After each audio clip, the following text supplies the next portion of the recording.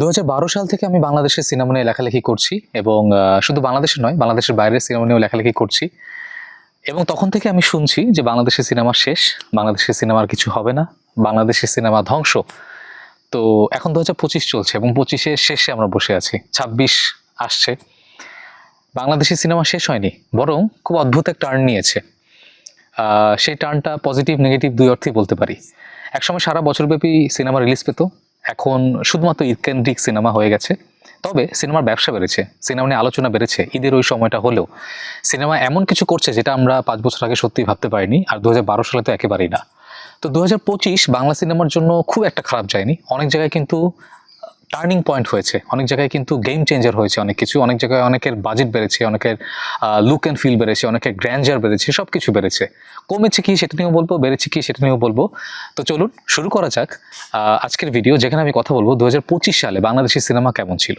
প্রথমে যেই সিনেমা নিয়ে কথা বলতে চাই সেটা হচ্ছে তানিম নূর পরিচালিত সিনেমা উৎসব। আমাদেরকে তো তুমি অ্যাভয়েড করতে পারবে না। উৎসবের আগে বাংলা সিনেমার অদ্ভুত একটা ধারা চলছিল, রক্তপাত সহ সিনেমা হবে। উৎসব সেই ধারাটি পরিবর্তন করে দিয়েছে। উৎসব is a game changer for 2025। উৎসব প্রমাণ করে দেখেছে রক্তপাত ছাড়াও সিনেমা সম্ভব। সেই সিনেমা হলে এসে দর্শক হুড়মুড় করে দেখবে, সেটাও সম্ভব।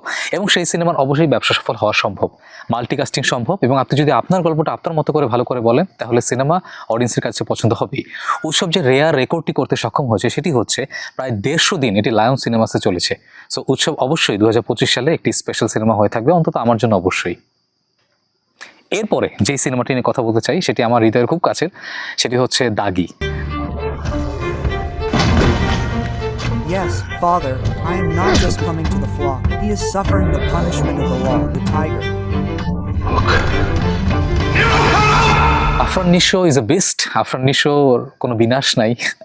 আফরান নিশো দাগিতে যে পারফরমেন্স করেছেন, আমি মনে করি তিনি অবশ্যই তিনি জাতীয় চলচ্চিত্র পুরস্কার এটার জন্য ডিজার্ভ করেন। যদিও আমি পুরস্কারে খুব একটা বিশ্বাসী না, সেটা নানা কারণে, কিন্তু যদি পুরস্কার দিতে হয় আমি মনে করি তিনি ডিজার্ভ করেন। পুরো সিনেমাটায় তিনি যে পারফরমেন্স করেছেন সেটা অনবদ্য। এখানেও পরিচালক নিজের গল্প বলেছেন, ড্রামা জনরার গল্প, এবং এত ভালো করে ড্রামা ডিল করা যায় সেটা শিহাব শানের কাছ থেকে আমাদের শেখার আছে বলে আমি মনে করি। দাগি আমি অনেকবার দেখেছি, আরও অনেকবার দেখবো, শুধুমাত্র আফরান নিশোর পারফরমেন্সের জন্য। Second half could be better, but তারপরও দাগি অবশ্যই স্পেশাল হয়ে থাকবে নানা কারণেই। তো এই জন্যই আমি দাগিকে অবশ্যই 2025 সালে অন্যতম সেরা সিনেমা বলবো।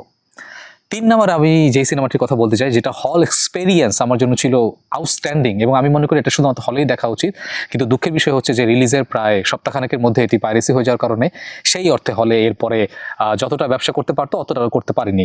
তবে তারপর আমি মনে করি এই সিনেমাটি খুবই স্পেশাল হিসেবে থাকবে। সেই সিনেমাটির নাম বুঝতেই পারছেন, তাণ্ডব।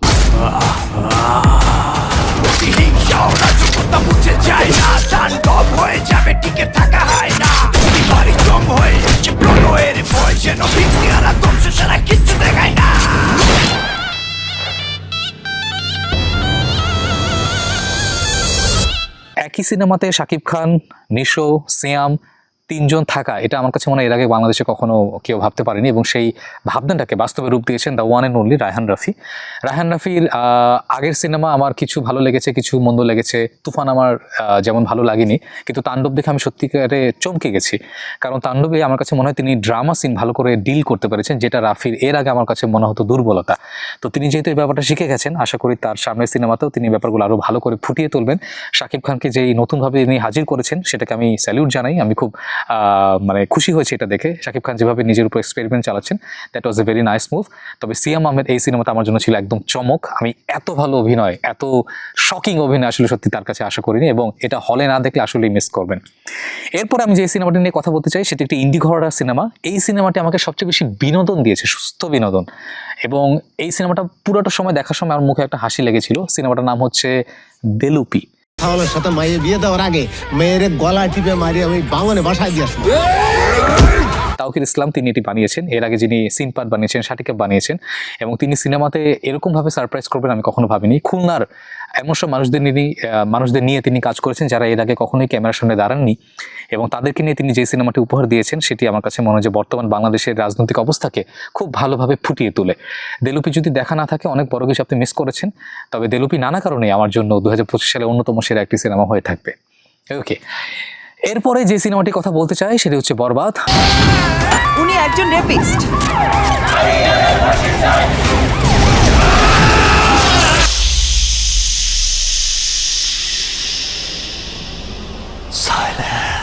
মেহেদী হাসান হৃদয়, যিনি এর আগে নাটক বানাতেন, নাটক থেকে তিনি এসেছেন, সিনেমা বানিয়েছেন বিশাল বড় আকারে।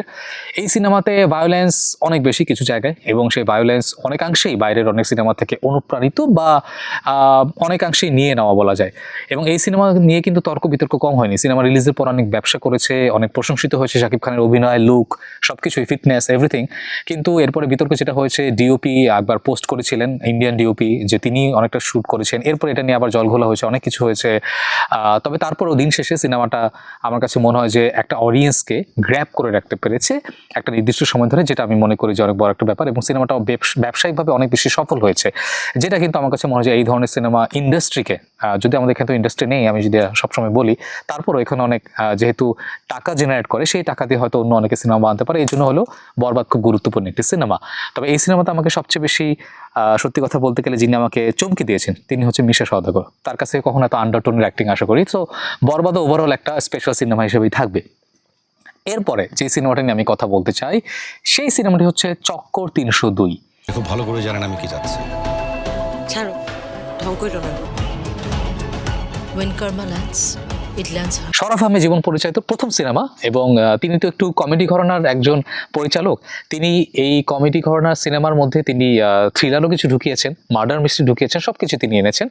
এবং এই সিনেমাটা আমি আসলে সত্যি কথা বলতে গেলে এতটা আশা করে দেখতে চাইনি। তবে যখন আমি গিয়েছি, দেখার পরে আমার কাছে মনে হয় যে সিনেমাটা আমাকে আসলে সারপ্রাইজ করেছে। সিনেমাটা ফ্ললেস না, সিনেমাতে ভুল আছে অনেক কিছু আরও ভালো হতে পারতো। তবে সিনেমাটা আসলে কিন্তু বেশ enjoyable. Mosharraf Karim as usual যেরকম অভিনয় করেন সেরকমই করেছেন। তবে এই সিনেমাতে মূল চমকে দিয়েছেন সুমন আনোয়ার। তিনি আসলে গালি ব্যাপারটাকে একটা শিল্পের পর্যায়ে নিয়ে গেছেন, এটা না বললেই না নতুন করে। এরপর আরেকটি সিনেমা, এই সিনেমাটা যে প্রোডাকশন হাউস থেকে বের হয়েছে, সেই প্রোডাকশন হাউস এর আগে অনেক বড় বড় কপ সিনেমা বানিয়েছে। তবে তাদের সেই সব কপ সিনেমার চেয়ে এই সিনেমাটা গুণে এবং মানে বেটার হয়েছে। সিনেমাটির নাম হচ্ছে এশা মার্ডার। ঠিক তাই, এটা কোনো মানুষের কাজ।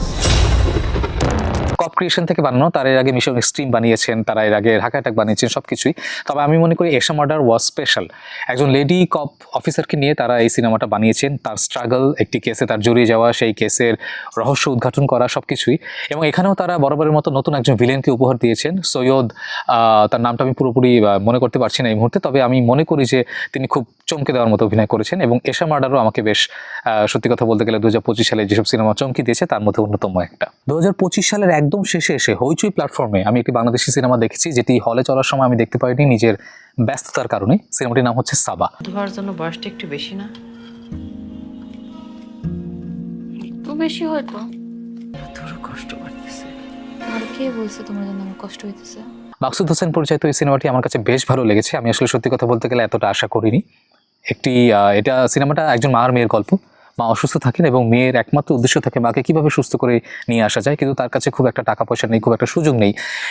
তিনি সমাজের পিছিয়ে পড়া একজন নারীর চরিত্রে বলতে গেলে অভিনয় করেছেন, এবং এই চরিত্রে দুর্দান্ত অভিনয় করেছেন মেহজাবিন। মেহজাবিনের অভিনয় আমি মনে করি আগের চেয়ে আরও বেশি পরিণত হয়েছে, এবং রোকেয়া প্রাচীও তাকে যোগ্য সঙ্গ দিয়েছেন। এবং মা আর মেয়ের যে খুনসুটি হয়, তাদের একজন আরেকজনের প্রতি যে রেগে যাওয়া, এবং একই সাথে মা যখন বুঝতে পারেন যে তার একমাত্র অবলম্বন, সাহায্যের অবলম্বন কিন্তু এই মেয়েটাই, আবার মেয়েও বুঝতে পারে যে আমি যতই রাগ করি না কেন, দিন শেষে আমার এই মার কাছে আমার ফিরে আসতে হবে এবং মাকে সুস্থ করে তোলাই আমার দায়িত্ব। এই যে ইকুয়েশনগুলো, এটা খুব সুন্দর করে দেখানো হয়েছে। মেহজাবিনের দু চোখের মাঝখানে এই জায়গাটা একটা কাটা দাগ ছিল সিনেমাতে, ক্যারেক্টারের জন্য তিনি দিয়েছেন।